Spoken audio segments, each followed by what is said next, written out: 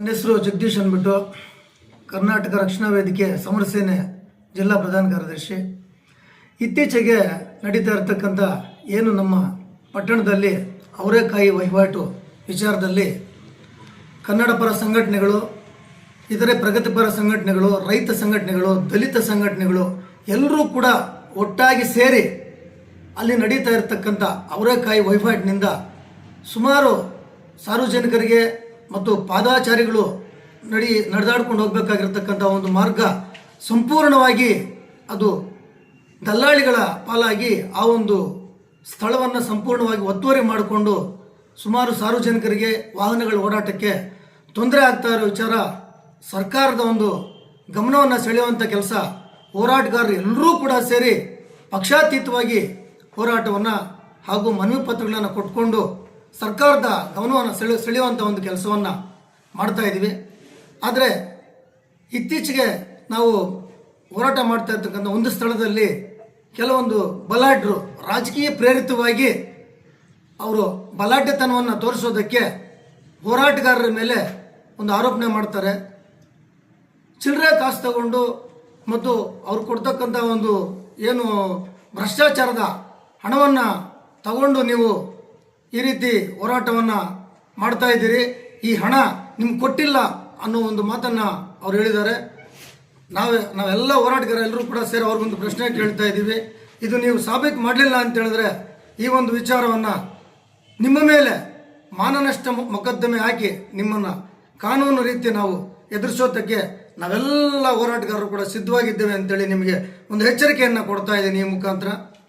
ಮತ್ತು ಇನ್ನೊಂದು ವಿಚಾರ ಹೇಳ್ತೀನಿ, ಈ ರೀತಿ ನಮ್ಮ ಮೇಲೆ ಆರೋಪ ಮಾಡ್ತಿರಲ್ಲ, ನೀವು ಪುರಸಭೆ ಅಧ್ಯಕ್ಷರಾಗಿದ್ದಾಗ 5 ಲಕ್ಷ ರೂಪಾಯಿ ಹಣ ಪುರಸಭೆ ಖಾತೆಗೆ ಜಮಾ ಮಾಡಬೇಕಾಗಿರ್ತಕ್ಕಂಥ ಹಣ ತಮ್ಮ ಸ್ವಂತ ಖಾತೆಗೆ ಜಮಾ ಮಾಡಿಕೊಂಡು ಭ್ರಷ್ಟಾಚಾರದಲ್ಲಿ ಸಿಲುಕಾಕೊಂಡು ಜೈಲು ಪಾಲು ಆಗುವಂಥ ಒಂದು ಕೇಸುಗಳನ್ನು ಹಾಕಿಸ್ಕೊಂಡು ಮೈ ಮೇಲೆ ಎಳೆದಾಡಿಕೊಂಡು ಹೋಗಿರುವಂಥ ವ್ಯಕ್ತಿತ್ವವುಳ್ಳ ಮನಸ್ಸುಳ್ಳ ನೀವು ನಮ್ಮ ಹೋರಾಟಗಾರರನ್ನು ನೀವು ಭ್ರಷ್ಟಾಚಾರತೆ ರೂಪದಲ್ಲಿ ಕಾಣಿಸುವಂಥ ಸಾರ್ವಜನಿಕರಿಗೆ ನೀವು ಮಾಹಿತಿ ಕೊಡ್ತೀರಾ? ಇದು ನಿಮ್ಮ ಒಂದು ಘನತೆ ಗೌರವಕ್ಕೆ ತಕ್ಕದ್ದಾ ಅಂತೇಳಿ ನಾನು ಒಂದು ಪ್ರಶ್ನೆಯನ್ನು ಮಾಡ್ತಾ ಇದ್ದೇನೆ. ಮತ್ತು ಏನು ಈ ಒಂದು ಅವರೇಕಾಯಿ ವಹಿವಾಟು ಇದೆಯೋ, ಈ ಒಂದು ಅವರೇಕಾಯಿ ವಹಿವಾಟು ನಡೆಸೋದಕ್ಕೆ APMC ಅನ್ನೋ ಒಂದು ಸಂಸ್ಥೆ ಇದೆ. ಈ ಒಂದು ಸಂಸ್ಥೆಯಲ್ಲಿ ನಡೆಸಿದ್ರೆ ಆ ಒಂದು ಸಂಸ್ಥೆಗೂ ಅನುಕೂಲ ಆಗುತ್ತೆ, ಮತ್ತು ರೈತರಿಗೂ ಅನುಕೂಲ ಆಗುತ್ತೆ, ಇಲ್ಲಿನ ಸಾರ್ವಜನಿಕರಿಗೂ ಕೂಡ ಅನುಕೂಲ ಆಗುತ್ತೆ. ಯಾಕೆ ಈ ವಿಚಾರದಲ್ಲಿ ನೀವು ರಾಜಕೀಯ ಪ್ರೇರಿತವಾಗಿ ಗಲಭೆಯನ್ನು ಸೃಷ್ಟಿ ಮಾಡುವಂಥ ಒಂದು ವಾತಾವರಣವನ್ನು ನಿರ್ಮಾಣ ಮಾಡ್ತೀರಿ? ನೀವು ಒಬ್ಬ ಜನಪ್ರತಿನಿಧಿಗಳೇ ಅಲ್ವಾ? ನೀವೆಲ್ಲ ಕೂಡ ಸಹಕಾರ ಕೊಟ್ಟರೆ, ಹೋರಾಟಗಾರರಿಗೆ ಸಹಕಾರ ಕೊಟ್ಟರೆ ಈ ಒಂದು ಪಟ್ಟಣದ ಒಂದು ಪ್ರದೇಶ ಭಾಳಷ್ಟು ಸುಂದರವಾಗಿರ್ತದೆ, ಸಾರ್ವಜನಿಕರಿಗೂ ಕೂಡ ಸುಗಮವಾಗಿ ಸಂಚಾರ ಮಾಡ್ತಕ್ಕಂಥ ಒಂದು ಅನುಕೂಲ ಆಗತ್ತೆ. ಇದನ್ನೆಲ್ಲ ಕೂಡ ನೀವು ಗಮನದಲ್ಲಿ ಇಟ್ಕೋಬೇಕಾಗತ್ತೆ.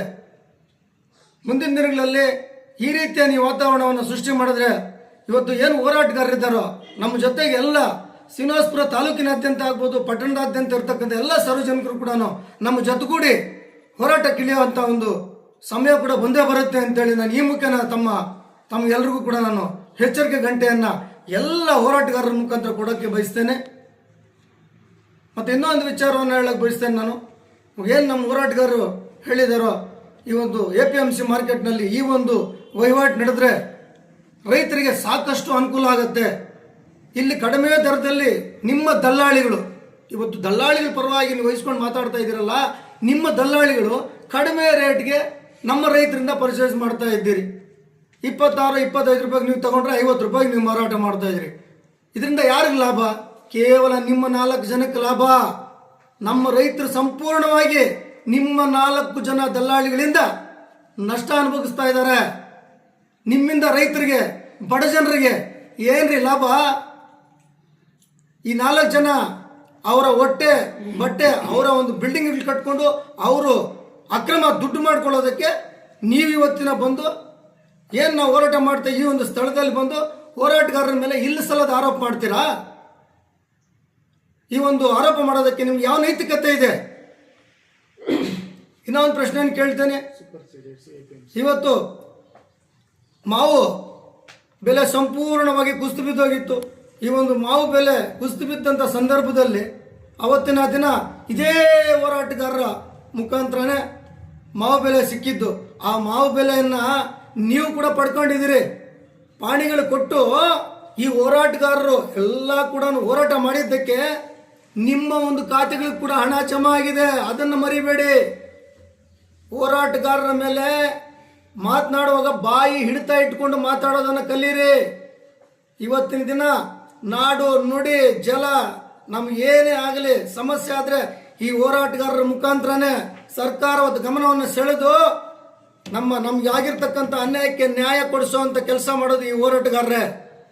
ಇದನ್ನೆಲ್ಲ ಗಮನದಲ್ಲಿ ಇಟ್ಕೊಂಡು ಮಾತಾಡಬೇಕಾಗತ್ತೆ. ಹುಷಾರ್.